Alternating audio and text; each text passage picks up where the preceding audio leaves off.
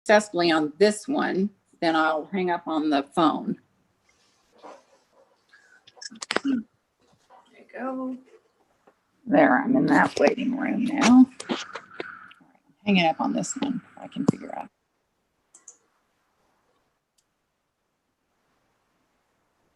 All right. Hi, Sabrina. Hi, Martha. How are you? Well, I'm fine now that I've got a little bit better grasp of my technology. I finally get to come into the office, even though I'm the only one here, but getting to come into an empty office is as free as going to Target without your kids. It's just, it's just glorious. Yeah. All right, Ms. Rouse, are you ready? Yes, sir. All right. Well, council, this is DC 19-16217, Tal-Benit versus Primalend. We are here on the intervener's motion to strike Primalend's motion for summary judgment. Let me cover one thing for the record.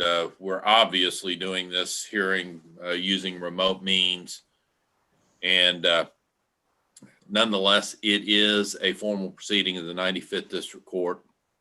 It is being conducted in compliance with the statutes and the Constitution of the state of Texas, including the open courts provisions of the Texas Constitution. Because I am not actually in the courtroom today, but I'm operating remotely, we are broadcasting this on the court's YouTube channel to provide the public access to this proceeding should the public have any desire to participate in this or observe this proceeding. Broadcasting over YouTube and doing this over Zoom adds a certain complication in that it permits a party with certain technical expertise to create a recording of this proceeding. Recordings of proceedings in the district courts of Texas are not permitted absent an order of the court in a specific proceeding. I have not been asked to, nor have I issued an order authorizing any party to record this proceeding, and therefore I'm advising the parties and the public that there is to be no recording of this proceeding, and that includes using the back door, pulling down a video file off YouTube or off Zoom to create your own separate record of this proceeding. There's one record and one record only that comes out of proceedings in the 95th District Court. That is the record maintained by the official court reporter of the 95th, Ms. Rouse. And Ms. Rouse is here and will report this proceeding. Any questions about that? No, Your Honor. I trust that Mr. Tal-Benit has been provided notice of today's hearing, but no one expects him to actually show. Is that correct? That's correct, Your Honor. He is he's still a party. He's getting the notices. The emails are going to him. We've sent him, I mean, he's gotten everything. And in fact, in the reply that I filed a couple of days ago, I attached copies of the various notices. I do not expect us to hear from him. I have endeavored to reach him myself, and he is not findable, he's not responding to us in any event. I am sure that he believes that this has nothing to do with him anymore, and so Well, off he's gone. all right. Now you're getting off into some of perhaps the merits. Can I get introductions of counsel, starting with Ms. Neff, because she is the motion for summary judgment movement. Yes, Your Honor. My name is Sabrina Neff. I represent defendant Primalend Capital Partners. And Ms. Hoffmeister? Yes, Your Honor, I'm Martha Hoffmeister, and I represent the interveners Mir-Benit and the Mir-Benit Trust. Okay. Now, Ms. Hoffmeister, it's your motion to strike. Thank you. I'm going to tell you, I'm going to give you an opportunity here in a motion, or in a minute, to present your motion. You got a mountain to climb with me, and so I'm going to give you that opportunity. But what I see is I've got Party A suing Party B, with Party C coming in and saying, we now own plaintiff or Party A's cause of action. But instead of stepping into the shoes of Party A through the front door, you're coming in the side door and accusing Party A of fraud, and now trying to strike the ability of Party B to defend Party A's case. That's what I see. And I'd like you, if you can, to address Mr. Rollins on one day withdraws from the representation of Party A, and the very next day files a pleading accusing his former client of fraud. And that creates all sorts of issues here. And I'm going to give you a chance. Have at it. Trust me, I have read everything, including, I was going to start off this morning by saying, I keep hearing about this assignment and it is nowhere in the record, despite the fact that you keep pleading about it. I finally got it last night. In fact, I got it about, 6 o'clock last night. Now that may have been just when my coordinator happened to find the email and forward it to me. I don't know, but I didn't have it till about 6 o'clock last night. So please present that. That's what I see. So please present your motion. Well, thank you, Your Honor. In fairness, Mr. Rollins tried to get out a long time before he was actually permitted to get out because of the stuff that was going on in the court and with COVID. So the timing does look awkward. I understand. The interveners are not, they have no claims against Tall Benit. I recognize that the claims, as they're set forth in just sort of the factual representation, say, blame him for nefarious acts. But, we lost Tall a long time ago. We lost him almost a year ago. We lost the ability to communicate with him. Mr. Mir Benit is Tall's father, and his local counsel, I'm telling you stuff that's not in the pleadings, and it's just by way of background because you told me I have this big hill to climb. So let me explain to you the relationship. Mr. Mir Benit's counsel in Ohio, where he lives, came to us and said, these claims have been assigned. We didn't know they had been assigned. It was, and asked if we would represent Mir and the trust in pursuing claims that they have in addition to Tall's claims, but also Tall's claims. So, the motion today is really, it's an omnibus motion. I like what how Ms. Neff characterized it, but really the purpose of the motion was to try to clean up the procedural posture of the case. We recognize that the interveners are in the shoes of Tall with respect to any defenses to his claims, but we haven't been sued for summary judgment. We haven't, if the interveners had tried to file a response to the summary judgment motion, we would draw the objection that the motion wasn't pending against us. It's pending against Tall. These claims are assigned. They're not, we didn't substitute for Tall. And this is what we're trying to do essentially is say, if you want to pursue these defenses against the interveners, just do it the right way. Your litigation now is with the interveners. You can file a summary judgment motion. You can assert the same defenses, but that will give the interveners an opportunity to present any defenses that they have. This is skipping a step. This is essentially saying we want to do the gotcha of taking a default summary judgment against a guy who has assigned the claims and gone, left, unreachable, without giving us a full and fair opportunity to respond to those claims and make whatever defense, take whatever defense. We have to defend against whatever defenses Primalin has to Tall's claims. So, I think Ms. Neff's client gets the same place against Tall if you simply dismiss him for lack of standing.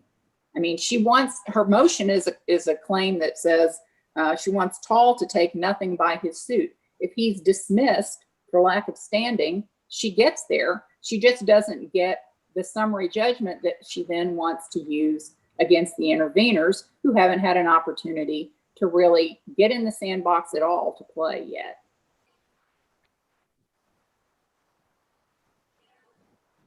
Whether she can use the summary judgment against you is a totally different issue. But for the life of me, I just don't see how she's not entitled to defend the claim that is there. You call it a default summary judgment. I've never heard of that, and I read that in one of your pleadings. It's a motion for summary judgment as to an active claim that was filed against her client. And I'm struggling to see how she's not entitled to defend against that claim.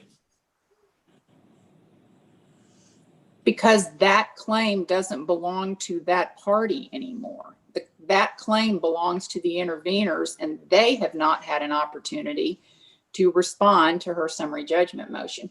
I understand. I mean, yes, I think if she wins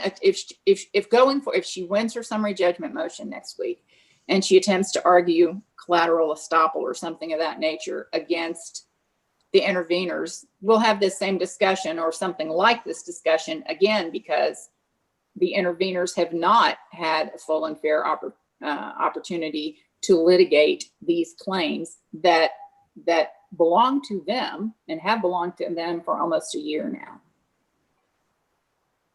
I mean, I'm simply suggesting that a dismissal of Tall, who is on notice of all of this and has made not a peep to say those claims are still mine or to hire another lawyer, that dismissing him for lack of standing because he's clearly assigned the claims. I mean, everybody's seen the assignment now, gives her the same relief. Her clients don't have to, they're not being sued by Tall anymore. Gives her the same relief her summary judgment seeks on its face. All right. Let me ask one more thing before I turn this over to Ms. Neff. And I ask this out of an abundance of caution. How is your firm still in this representing the interveners? Boy, that just reads it. I read paragraph 18 of the petition and intervention, and it bothers me.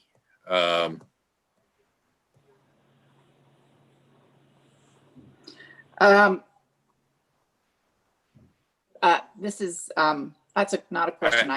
I'm not really able to answer that question, Your Honor. I mean, right. I'm not trying to duck it. This is not my case. This is not my file. I'm not trying to throw anybody under the bus about anything. I just am not able to respond to that in candor. And so. Fair enough. And I'm not an expert in that area of the rules of disciplinary procedure. I read that and I was like, how can you do that with a prior client? And whether or not it was 6 months after he attempted to withdraw or one day after the order was signed is kind of not there. But I mean, that really concerns me. And I point that out and suggest that you discuss that with Mr. Rollins. I will discuss it with Mr. Rollins and with the interveners primary counsel as well, Your Honor, and I appreciate the heads up. Very good. Ms. Neff, your response to the motion to strike. Your Honor, Tal Benit has not dismissed his live claims against us. Because of that, Primalind is entitled to defend against those claims. We now have two sets of claims, the claims by Tal Benit and the claims by interveners, which interveners claim to have taken an assignment of both Tal Benit's claims and to have additional claims against my client. And those, I believe, can all be addressed in subsequent motion practice and discovery.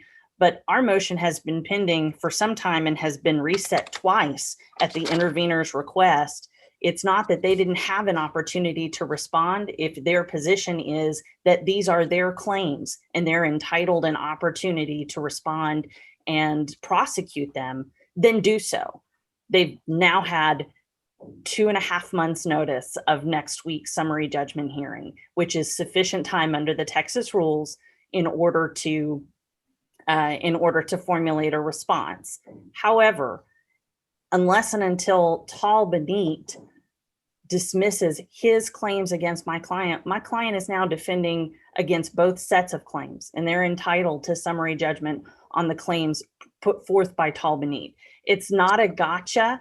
I know that the allegation is that we're depending on deemed admissions in order to get there in the summary judgment motion. The only reliance on deemed admissions in that motion for summary judgment is to authenticate the documents that Tal attached to his petition and that intervener says are now their claims. Is it the position that they're going to take that these are inauthentic records that they're trying to now enforce?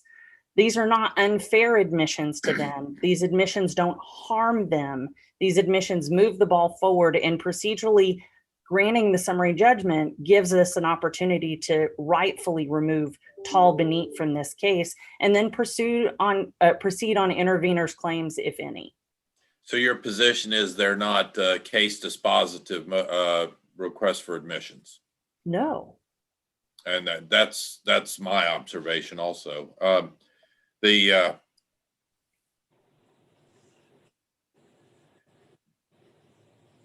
there any doubt that Tal Benit had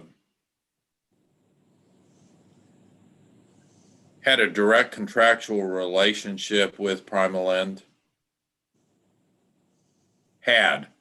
I'm not saying has necessarily, but had. I'm not sure that I understand the question. I apologize, Your Was Honor. was there a contract between Tal Benit and Primalind? Yes, Your Honor. And that's what was sued on in this case, right? Yes, Your Honor. Is there any question that he actually was still in the contractual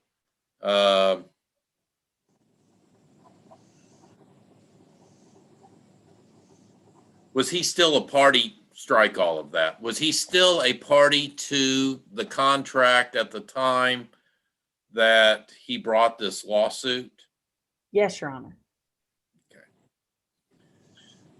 The allegation is that this declaration that appeared last night was signed three or 4 months after the lawsuit was filed, after we served discovery that wasn't answered, and after Mr. Rollins told me he had lost contact with his client. All right. And so it's clear to the court that, based on a review of all the documents, that maybe he has assigned his rights as of now, but at the time he brought this lawsuit, at the time the defendant answered, at the time the matter was joined, he clearly had standing, and this court clearly had jurisdiction to proceed. Let me ask a totally curveball question, perhaps, but I didn't know about this until I read the assignment last night. Is there a party called Tal Benit Family Trust or Tal Benit Trust?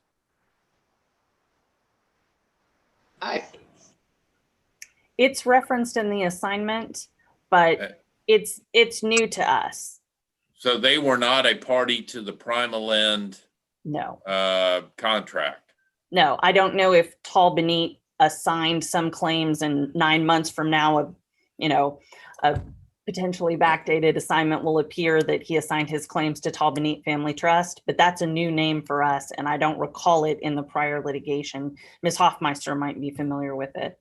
I am not, Your Honor. I don't know a thing about Mr. Tall Benite or any trust he may have or family trust for his benefit. Okay. Well, very good. Anything further from either party? No, Your Honor. I'm going to deny the motion to strike. And I guess that means we will see everyone here on Wednesday of next week. Yes, Your Honor. Hopefully you, we Ron. don't. I will actually be on the bench. Hopefully we won't have these. We won't be wandering into the wrong courtrooms, so to speak. But and y'all are welcome to show up in court. I mean, I don't expect you to, and no one has been. We have the occasional person who shows up in court, but you're absolutely welcome. The courtroom is open. So So you're just procedurally, then you sit on the bench and have a Zoom hearing? That's how that works? So I've been doing it almost from day one. I think my first day on the bench, I was completely remote. And then after that, I have done every hearing, every trial, everything from the bench. And that doesn't mean everyone else is out everywhere else. Occasionally we have parties in. We actually had a trial with a party, a witness in the courtroom, another set of parties out of the courtroom, and we're configured so where we can jump from camera to camera, and Ms. Rouse can see all of us, and it's crazy. it's crazy. Yeah. All right. Thank you, Your Honor. Thank you. Y'all are excused. Oh, if I didn't say it, I'm denying the motion to strike. No, So, you did all right. say. All right. Very good. Thank you. Thank you. Y'all are excused. All right. Ms. Rouse, we are on recess until 1:30? I believe it's 1:30. Yes, sir.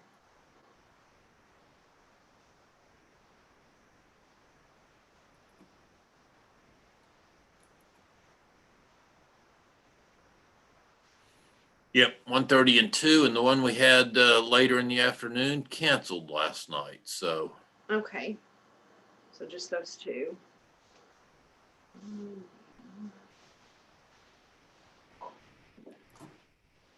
and I have a judges meeting here in an hour and 16 minutes. So we are otherwise on in recess. You can